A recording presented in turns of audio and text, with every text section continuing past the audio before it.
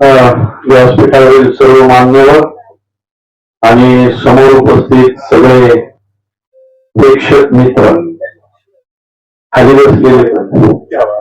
बसलेले मला सगळ्यात जास्त आवडले. आले ना आतमध्ये, त्यांना तेवढं बसायला कुठे जागा नाही. त्यांनी विचार नाही केला, ते पटकन मांडी घालून बसले, कारण ते अण्णा भाऊ साठी आलेले त्यामुळे तुम्ही मांडल्यावर येतात कार्यक्रमाचे. मला आज हा पुरस्कार दिला त्याबद्दल मी साहित्यरत्न लोकशाहीर अण्णाभाऊ साठे ही जी समिती आहे, ही जी संस्था आहे, या सगळ्यांचे आभार मानतो. भगवानराव, मी तुमची आंदोलनं खूप जवळून पाहिलेली आहेत. म्हणजे ज्यावेळी सोशल मीडिया नव्हतं त्या काळात भगवानराव 50-50, 60-60 हजार लोकांचा मोर्चा घेऊन जायचे आमच्या कॉलेज काळात. त्यामुळे त्यांचं काम खूप मोठं आहे. मोठा नेता आम्ही म्हणतो शोषित आणि दीनदुबळ्यांच्या चळवळीतला.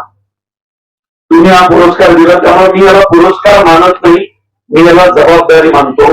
आणि तितक्याच जबाबदारीने हा पुरस्कार मी स्वीकारतो. तुम्ही चित्रपट क्षेत्रात आमचे गुरुबंधू, ज्यांना मी माझ्या लिखाणाचा आदर्श मानतो आणि ज्यांचं लिखाण पाहून वाचून मी प्रेरित झालो, ते विश्वासराव इथं आहेत. आज त्यांच्या शेजारी बसण्याचा मान तुम्ही मला दिला, कारण ते फक्त लेखक नाही तर ते दिग्दर्शक पण आहेत. त्यांना राणावत सारख्या नटी जातीच्या सुरुवातीच्या काळात दिग्दर्शन केलेले आणि तिला प्रमुख भूमिकेत आणलेले विश्वासराव पाटील आहेत. त्यामुळं अशा मान्यवरांच्या आणि इथं जे समोर उपस्थित आहेत, मला पण माहिती आहे त्यातले कित्येक जण चळवळीतली माणसं आहेत, अत्यंत प्रभावी आणि आक्रमकपणे बोलणारी, भांडणारी माणसं आहेत अनेक प्रश्नांसाठी.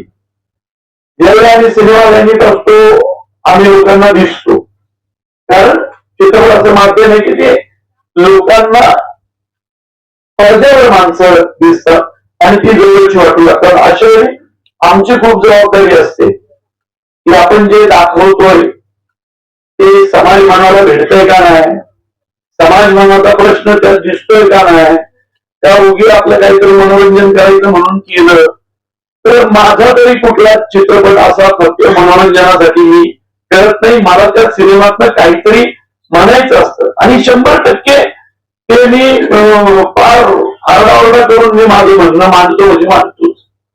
आजकाल जरा मोकळे राखलं धरलं तर लोक लगेच नाही का ते सोशल मीडियावर अरे काय त्याची बोलायची पद्धत. आता पण आपण त्या भागामध्ये आलोय, त्या ग्रामीण भागामधनं या पुण्यामध्ये आलोय, तर आपण साहजिकच आपल्या भागाची भाषा, आपल्या भागाची बोलण्याची जगण्याची पद्धत घेऊन येतो ना. आता ज्या भागात मी मुळशी तालुक्यात लहानाचा मोठा चालू, आमच्या गाव तालुक्यात निम्म गाव या बांधावरनं त्या बांधावर बोलत असते एकमेकांची. आणि गप्पा म्हणजे 4-4 खासमध्ये असतात. या बांधावर हा उभा, त्या बांधावर तो उभा आणि मस्त गप्पा म्हणतात. गप्पा म्हणजे आपण कसं एका हॉटेलमध्ये टेबलवर बसून गप्पा मारतो, तसं बांधावर उभं म्हणजे अर्धा किलोमीटर अंतर आणि लोक गप्पा मारत असतात 10 मिनिटं, तरी त्यांचा घासा कधी बसत नाही. अशा तालुक्यातनं गावात आलो, त्यामुळे बोलण्याची पद्धत ही तशी आहे आणि सिनेमे पण तसेच करतो, त्यामुळे ते लोकांना पटतात. एक मी मुळशी पॅटर्नमध्ये हेच सांगण्याचे प्रयत्न केला, शेती ऐकायची नसते, शेती राखायची असते, जमीन शेतकऱ्यांची ओळख आहे. आताच्या देऊळबंद तर मी एक सांगण्याचा प्रयत्न केला आणि नुसतं सिनेमा नाही केला तर मला वाटतं हा सिनेमा चांगला चालेल, कारण त्या पद्धतीनंच मी त्याची मांडणी केली. म्हणून सिनेमा करायच्या आधीच जी एक सामाजिक बांधिलकी आपण म्हणतो ती फक्त बोलण्यातनं नाही दिसली तर ती आपल्या वागण्यातनं पण आली पाहिजे. म्हणून आम्ही प्रयत्न केला की देऊळबंद आता 103 कोटी 103 कोटी 60 लाख असा झाला.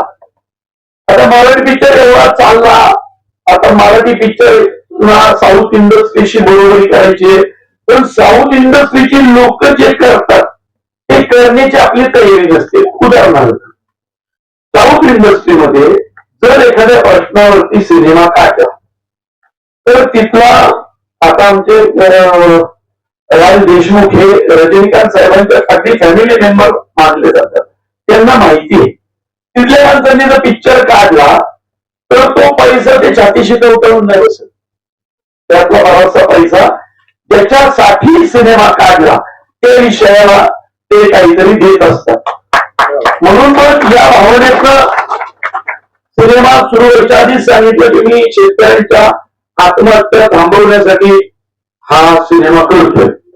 त्यामुळे मी पुणे मुंबईत पण फिरणार नाही. मी फिरलो तर खानदेश मराठवाडा विदर्भ इकडे फिरणार आणि मी तो माझा शब्द पाळला. माझ्या महाराष्ट्राने तेवढं प्रेम पण केलं म्हणून आज 103 कोटीच्या पुढे गेला. एवढा सिनेमा झाल्यानंतर आज आधी जाहीर केलं या कार्यक्रमात परत जाहीर करतो. सामाजिक बांधिलकी जपणं हे कर्तव्य आहे म्हणून हे जे 103 कोटी मिळाले त्याचा जो आमच्या वाट्याला सगळा प्रॉफिट येणार आहे तो सगळ्याच्या सगळा प्रॉफिट आत्महत्याग्रस्त शेतकऱ्यांच्या पोरापोरीच्या शिक्षणाला देऊन टाकणार. आधीच म्हटलं होतं तसं करणार. कारण काय माहितीये का, मराठी माणूस मराठी सिनेमावर प्रेम करत नाही. या देशात सिनेमा मराठी माणसाने सुरू केला. आपण पण मग ती सामाजिक बांधिलकी जोपर्यंत जपत नाही तर प्रश्न सिनेमे करायचे शेतकऱ्यांच्या प्रश्नावर आणि त्या पैशांमधनं मोठमोठ्या गाड्या घेऊन करायचं ठीक आहे, मजा नाही. प्रश्न सिनेमा शेतकऱ्यांच्या प्रश्नावर केलाय. स्वामींच्या कृपेने त्याला कोट्यवधी रुपये आले. सगळे पैसे शेतकऱ्यांना परत देणार हा शब्द होता आणि तो आम्ही पाळला. माणुसकीची चळवळ ही जी राज देशमुखांची संस्था आहे त्या माध्यमातून आम्ही तो पैसा द्यायला सुरुवात पण केली. मला परत ओला दुष्काळ जी पोरं नाही का कुटुंब होरपळली मग त्यातली 356 पोरांची आम्ही यादी काढली पुण्यातल्या आणि याच पत्रकार इथं बसून त्या 356 पोरांना 3 महिन्याचं काय मेसचं भाडं लायब्ररीचं भाडं जेवढं शक्य आहे तेवढं आम्ही दिलं. ग्रामीण भागातल्या यवतमाळ अमरावती अंमळनेर एरंडोल पाचोळा पारोळा या भागातल्या ज्या पोरी इथं शिकायला आहेत पुण्यात शेतकऱ्यांच्या त्या सगळ्या पोरींना दोन्ही टायमाचा मेसचा डबा हा आता आमच्याकडनं जातो. 200 पोरी आम्ही मिळवल्या. आम्ही म्हटलं राज देशमुखांनी आम्हाला त्या 200 पोरींची नावं दिली. त्या 200 पोरींना मेसचा डबा जाताना स्वतः हा मेसमध्ये जाऊन जेवलो. अर्ध्या मेसमध्ये जाऊन जेवलो. त्यातून मला जे जेवण आवडलं ती मेस लावली त्या सगळ्या मुलींसाठी. म्हणून म्हटलं आता हे झालं चला लायब्ररीची फी हे ती झाली पण आता ग्रामीण भागातली बहुजन समाजातली इकडची तिकडची पोरं मी त्यांना परदेशात शिकायला जायचं असतं. मेडिकलचं शिक्षण असतं. मी जे मेडिकल ऍडमिशन मिळालं तर ठीक सगळं भागतं व्यवस्थित शासनातर्फे. पण प्रायव्हेट एखाद्या कॉलेजला गेलं तर त्या पोरांचं काय त्यांची फी तर मोठी असते. म्हटलं नाही पण काही नाही ग्रामीण भागात त्याचे किती पोरं आहेत